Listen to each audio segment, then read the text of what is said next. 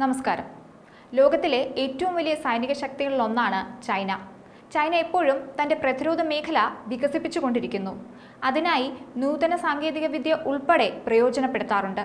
കംബോഡിയയുമായുള്ള ചൈനയുടെ സമീപകാല സൈനികാഭ്യാസത്തിനിടെ തോക്ക് ഘടിപ്പിച്ച റോബോട്ട് നായയാണ് ചൈന അവതരിപ്പിച്ചത്. ഈ റോബോട്ട് നായയാണ് ഇപ്പോൾ വാർത്തകളിൽ ഇടം നേടുന്നത്. റോബോട്ടിക്സിന്റെയും ആർട്ടിഫിഷ്യൽ ഇന്റലിജൻസിന്റെയും സാധ്യതകൾ പ്രയോജനപ്പെടുത്തിയാണ് ഈ റോബോട്ട് നായയെ നിർമ്മിച്ചിരിക്കുന്നത്.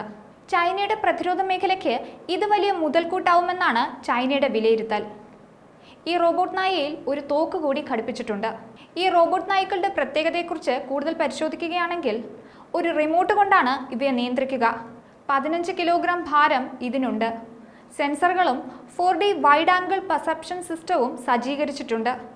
റോബോട്ട് നായയ്ക്ക് നടക്കാനും ചാടാനും കടിക്കാനും പിന്നിലേക്ക് നീങ്ങാനുമൊക്കെ സാധിക്കും. ഇതിൻ്റെ ഏറ്റവും വലിയ പ്രത്യേകത എന്താണെന്ന് ചോദിച്ചാൽ, ഈ റോബോട്ട് നായയ്ക്ക് ലക്ഷ്യങ്ങൾ തിരിച്ചറിയാനും വെടിവെക്കാനും സാധിക്കും എന്നുള്ളതാണ്. കോമ്പാക്ട് ടീമിലെ അംഗമായി പ്രവർത്തിക്കാനും പല കേസുകളിലും മനുഷ്യന് പകരം ഉപയോഗിക്കാൻ കഴിയുമെന്നാണ് പുറത്തുവരുന്ന വിവരം. ഇവയ്ക്ക് പുറമെ ഇതിന് നിരീക്ഷണം നടത്താനും ചിത്രങ്ങൾ അതിൻ്റെ ഓപ്പറേറ്ററിലേക്ക് തിരികെ നൽകാനും കഴിയും. കൂടാതെ ഇതിൻ്റെ വയറിൽ ബാറ്ററികളും പവർ സിസ്റ്റവും ഉണ്ട്. ഏകദേശം 2 മണിക്കൂർ പ്രവർത്തിക്കാൻ കഴിയുമെന്നാണ് കണക്കാക്കപ്പെടുന്നത്. ചൈനയും കംബോഡിയയും തമ്മിലുള്ള എക്കാലത്തെയും വലിയ സംയുക്ത സൈനികാഭ്യാസമാണ് ഗോൾഡൻ ഡ്രാഗൺ 2024 എന്ന് പേരിട്ട ഈ സൈനികാഭ്യാസം. മെയ് 16 ആരംഭിച്ച് 15 ദിവസം ഈ അഭ്യാസം മെയ് 30 വരെ തുടരും. ഇതിൽ 14 യുദ്ധക്കപ്പലുകൾ, 2 ഹെലികോപ്റ്ററുകൾ, 69 കവചിത വാഹനങ്ങൾ, ടാങ്കുകൾ എന്നിവ ഉൾപ്പെടുന്നുണ്ട്. ചൈന കംബോഡിയ ബന്ധത്തെക്കുറിച്ച് കൂടുതൽ പറയുകയാണെങ്കിൽ, അടുത്ത കാലത്തായി ചൈന കംബോഡിയയുമായി കൂടുതൽ അടുത്തു. 2020 മുതൽ 2014 വരെ കംബോഡിയയ്ക്ക് 132 പ്രോജക്റ്റുകളിൽ ചൈനീസ് ധനസഹായം ലഭിച്ചു. ആസിയാനിൽ കംബോഡിയ പലപ്പോഴും ചൈനയെ പിന്തുണച്ചു. ദക്ഷിണ ചൈന കടലിലെ പരമാധികാര തർക്കങ്ങൾ ചർച്ച ചെയ്ത ആസിയാൻ യോഗത്തിൽ കംബോഡിയ ചൈനയ്ക്ക് അനുകൂലമായ നിലപാട് സ്വീകരിച്ചിരുന്നു. യോഗത്തിൽ ചൈനയുടെ നിലപാടുകളെ വിമർശിക്കുന്ന ഒരു പ്രസ്താവന പോലും കംബോഡിയയുടെ ഭാഗത്തു നിന്ന് ഉണ്ടായിട്ടില്ല എന്ന് എടുത്തു പറയണം. 2014 കംബോഡിയയും ചൈനയും തങ്ങളുടെ പ്രതിരോധ ബന്ധം കൂടുതൽ വർദ്ധിപ്പിക്കുന്നതിനായി ഒരു കരാറിൽ ഒപ്പുവെച്ചിട്ടുണ്ട്. കരാറിന്റെ ഭാഗമായി കംബോഡിയൻ സൈനികർക്ക് ചൈനയിൽ നിന്ന് നൽകുന്ന സ്കോളർഷിപ്പുകളുടെ എണ്ണം വർദ്ധിച്ചു.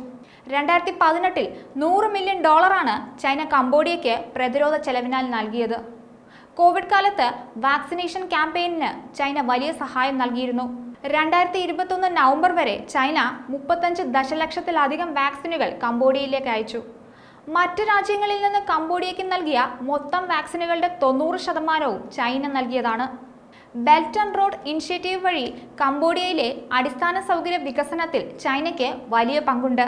2017 കംബോഡിയയുടെ റോഡ്, പാലം വികസനത്തിന്റെ ഏകദേശം 70% ചൈന ധനസഹായം നൽകി സഹായിച്ചിരുന്നു. ചൈന സിഹാനുക്വിലിനും നോംപെന്നിനും ഇടയിൽ ഒരു പ്രധാന എക്സ്പ്രസ് വേ നിർമ്മിച്ചു. ഇത് 2023 പ്രവർത്തനം ആരംഭിച്ചു. കംബോഡിയയും ചൈനയും തമ്മിലുള്ള വ്യാപാരം 2016 $4.8 ബില്യൺ ആയിരുന്നു. 2006 $732 മില്യൺ താരതമ്യം ചെയ്യുമ്പോൾ കഴിഞ്ഞ 10 വർഷമായി ശരാശരി 26% വർദ്ധിച്ചിട്ടുണ്ട്. ചൈന കംബോഡിയയുമായുള്ള ബന്ധം ഊട്ടിയുറപ്പിച്ചു കഴിഞ്ഞു. ന്യൂസ് ഡെസ്ക്, ഈനാട് മലയാളം.